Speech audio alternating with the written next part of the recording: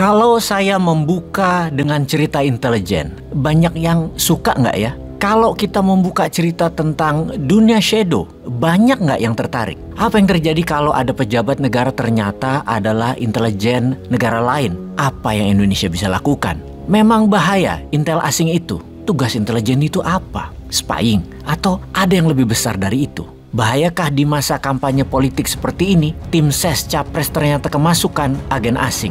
Atau selama ini ada agen asing sudah masuk dalam tim capres yang dulu, lalu sekarang ada dalam pemerintahan? Lalu apa yang harus kita lakukan? Bagaimana kalau kali ini kita membahas hal tersebut, dunia shadow? Apa yang Anda bisa bayangkan kalau saya menyebut sebuah nama, Victor Manuel Rocha? Apa yang Anda bayangkan?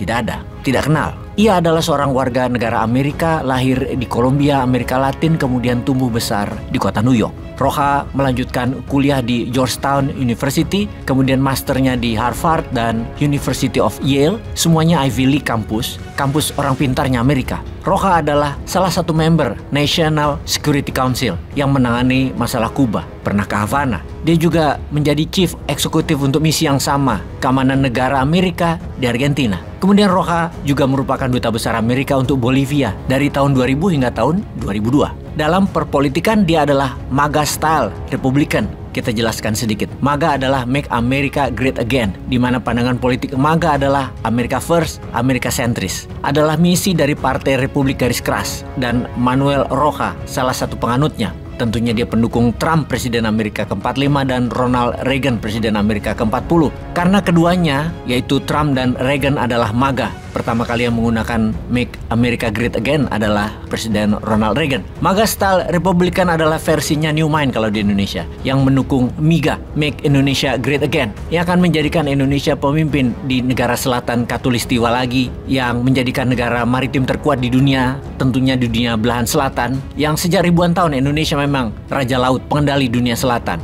Berakhir ketika Soekarno tidak memegang mandat lagi di akhir tahun 60-an. Kita kembali ke Victor Manuel Rocha. Dia adalah aset penting bagi Amerika. Dia adalah diplomat unggul dan bagian dari National Security Council-nya Amerika. Namun ternyata dia juga aset sangat penting bagi Kuba. Bahkan lebih penting Rocha bagi Kuba dibandingkan pentingnya Rocha bagi Amerika. Rocha ternyata double agent. Dia adalah mata-mata intelijen Kuba yang telah mengabdi pada pemerintahan Kuba sejak tahun 1981. Apa yang terjadi di pemerintah Amerika sebenarnya? Bagaimana selama 40 tahun mata-mata asing bisa leluasa menjadi orang penting di sebuah negara tanpa ketahuan? 40 tahun adalah seluruh perjalanan karir politik Rocha. Amerika bahkan tidak ada petunjuk sama sekali dalam 40 tahun tersebut. Pertanyaan lain lagi, bagaimana Kuba bisa membuat agennya masuk ke top ranking pejabat penting di Amerika? Asli, Washington gagal melindungi aset bangsanya dengan peristiwa Rocha. Kuba diakui dunia. Dia satu level lebih tinggi. Dunia spionasenya unggul dari Amerika. Dan kedepannya, masihkah kita memerlukan dunia spionase itu?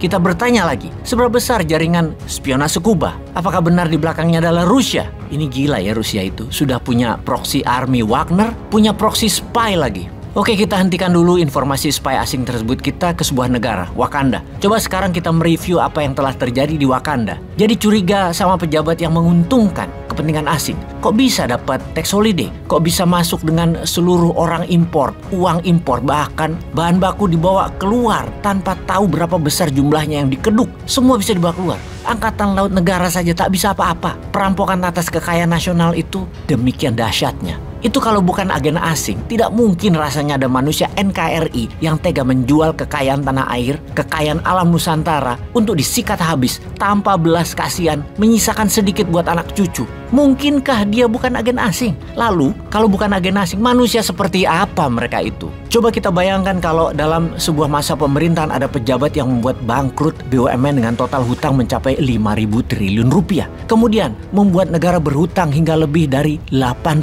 triliun dalam 9 tahun. Beban bunganya saja lebih dari 500 triliun per tahunnya. Itu ditanggung rakyat melalui APBN. UKM tidak bisa tumbuh dengan baik di era tersebut. Aset kekayaan alam, sumber daya alam habis, tersisa 30%-an cadangan nikel, boksit, batu bara. Namun tidak membuat utang negara itu lunas, tidak membuat negara kaya, tidak membuat stunting kekurangan gizi hilang, tidak membuat masyarakat berpendidikan tinggi, tidak membuat menjadi negara kuat tanpa impor pangan, dan banyak lagi. Jadi kira-kira mereka itu pejabat bodoh atau agen asing ya?